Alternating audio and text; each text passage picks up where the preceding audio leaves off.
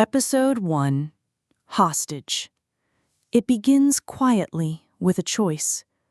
Abigail, brilliant, ambitious, but fiercely protective of her family, wonders aloud if she dares to run for prime minister.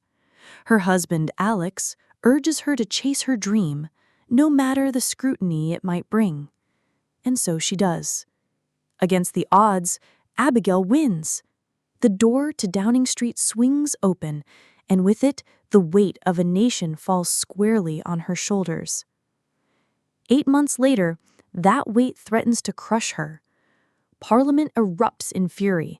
The NHS is crumbling, social care is broken, and medicines are vanishing from hospital shelves. Abigail defends herself with grit, but the truth is undeniable. Her reforms are failing, and time is running out. Far away, Alex is leading a team of doctors on a humanitarian mission in French Guiana. Their mission of hope turns into a nightmare when armed men storm the village, killing their translator and dragging the doctors into captivity. Cameras click in the shadows. This was no random attack.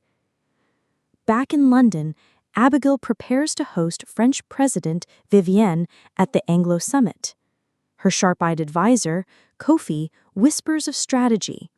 Refugees on a French ship could be used as leverage. But Abigail recoils from the cold calculus of politics. Worse still, she is pressed to apologize for a remark that wounded Vivienne's re-election campaign. Abigail refuses. When Vivienne arrives, smiles for the cameras quickly give way to steel. Vivienne will not be coerced. Instead, she demands French troops on British soil to secure the borders.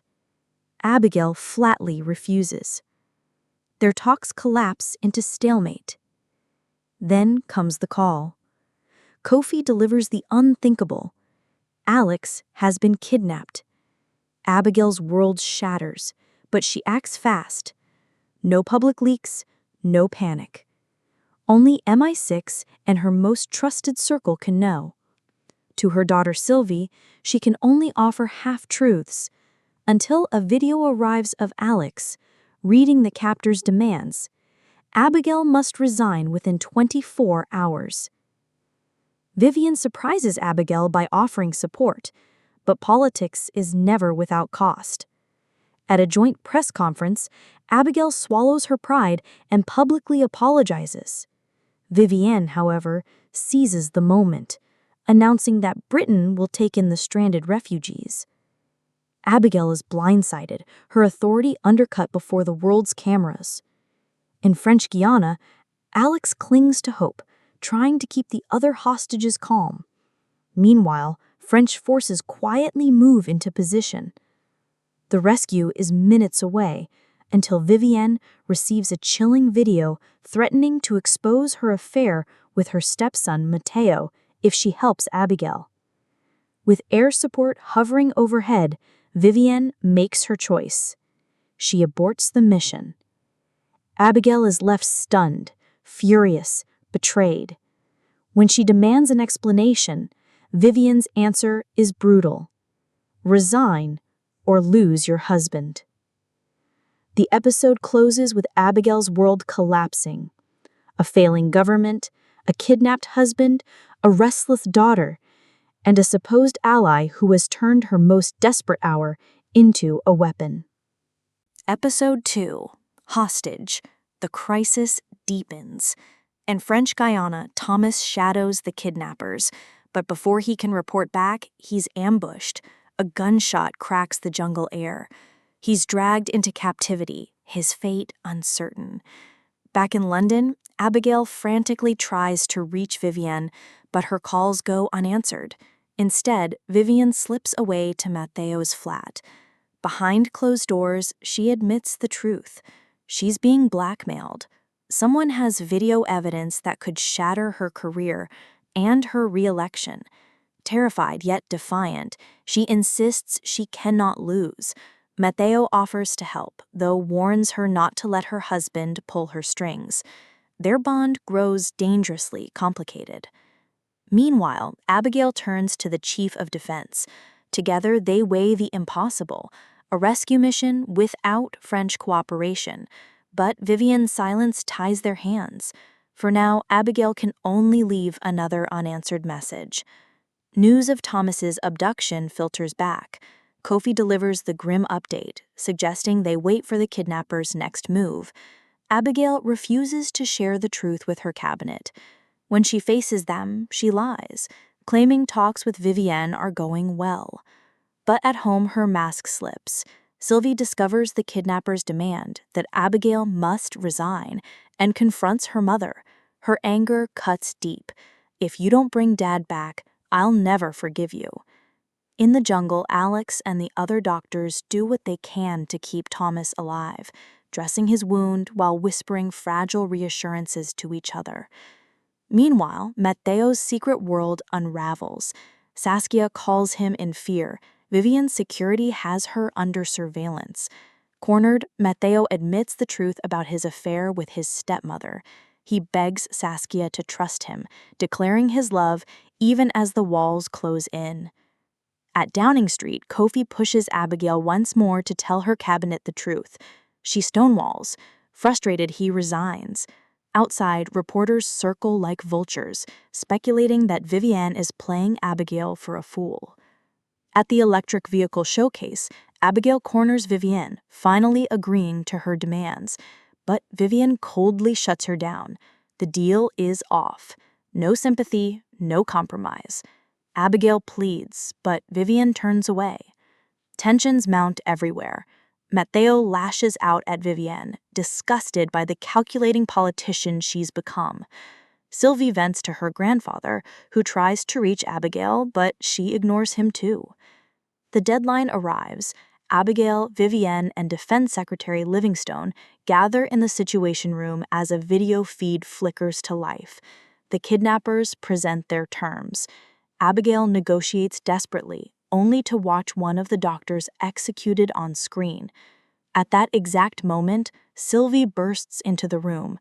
She sees everything. Traumatized, she storms out, blaming her mother yet again. Alex, broken but still fighting, tries to reason with the kidnappers himself. One of them lets slip something chilling. He once had a family too. And then Alex delivers a cryptic clue. The kidnappers are British. Later, Vivienne confesses to Abigail that she's being blackmailed. She won't say by whom, but Abigail vows to help her. Vivienne hesitates. Her instinct is still to protect herself, no one else. As if the situation couldn't get worse, a journalist approaches Abigail's team. He's ready to break the story of Alex's kidnapping, furious that the Prime Minister lied after promising transparency. Outmaneuvered, Abigail makes her move. At a press conference, she refuses to bow to terrorist demands. She declares she will not resign and drops a bombshell of her own. Vivienne, too, is under threat. In Paris, Vivienne's chief of staff, Adrian, receives a call. On the other end, the kidnapper's voice is calm, confident. "You underestimated Abigail." Then the chilling promise. "I'm coming back to the UK." Episode 3. Hostage. The fallout begins. The world wakes up to Abigail's press conference, her refusal to resign splashed across headlines. The opposition seizes the moment, hammering her in Parliament. They accuse her of risking the country and her husband for pride.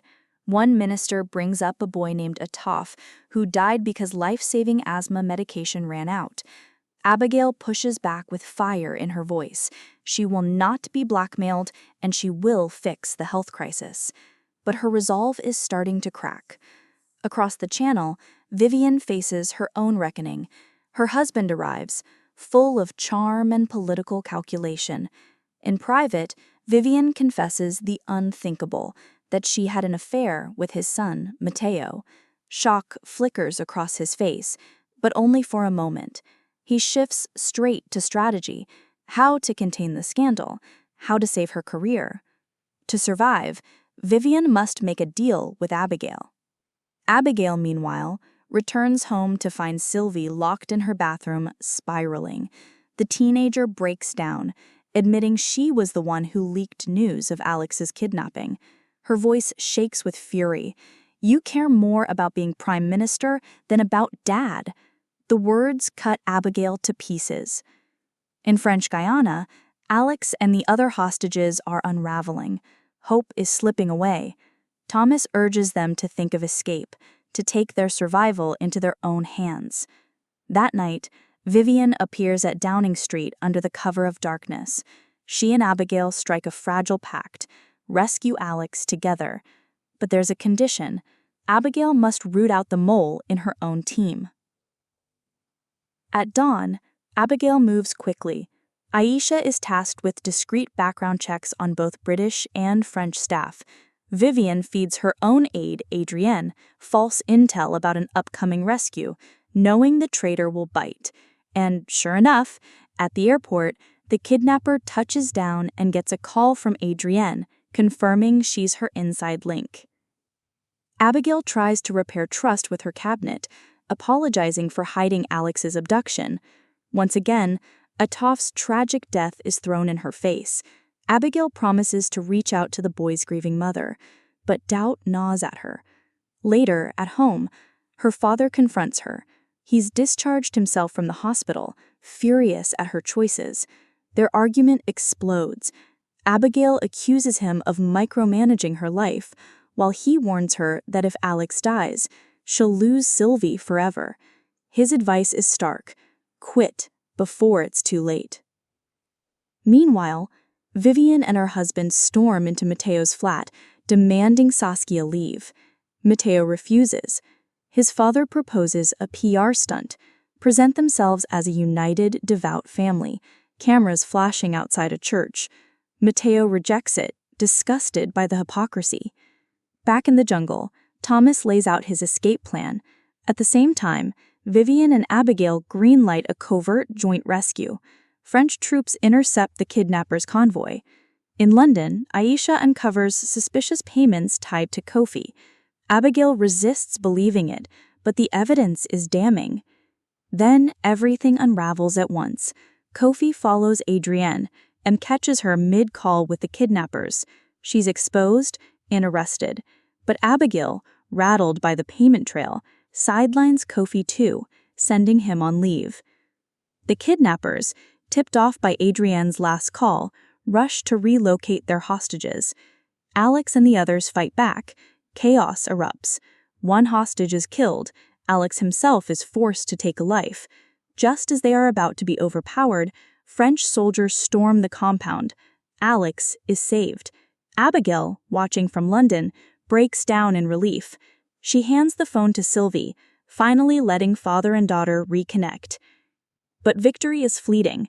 In London, Atoff's public wake is thrown into turmoil when kidnappers disguised as police disrupt the ceremony. Misinformation spreads, whispers that Abigail ordered the chaos. At the church, Vivian's marriage fractures. Her husband urges her to spin the affair as a redemption arc. He'll forgive her in public, and the nation will follow. Vivian spits venom back at him, threatening to expose his secrets if he tries. Moments later, she announces to the press that Alex has been rescued. Matteo, meanwhile, comes home to devastation. Saskia is gone, leaving behind an incriminating video that hints at betrayal. Then the phone rings in the Situation Room. The kidnapper, cool and unshaken, demands to speak to Abigail. She calls him defeated. He laughs. This isn't over. There are more like Adrienne. Many more. The episode ends in brutal shock. Saskia, now revealed as part of the conspiracy, walks calmly into Abigail's father's hospital room and kills him. Episode 4. The Coup. The nation descends into unrest. Abigail's ministers demand her resignation as interim leader Dan and Defense Secretary Livingston seize control. But Abigail and Kofi uncovered the truth. Livingston has engineered the chaos as part of a coup. With Kathy's help, Abigail exposes him, forcing his arrest. At the same time, Vivienne, before her death, uncovered a name: Shagan.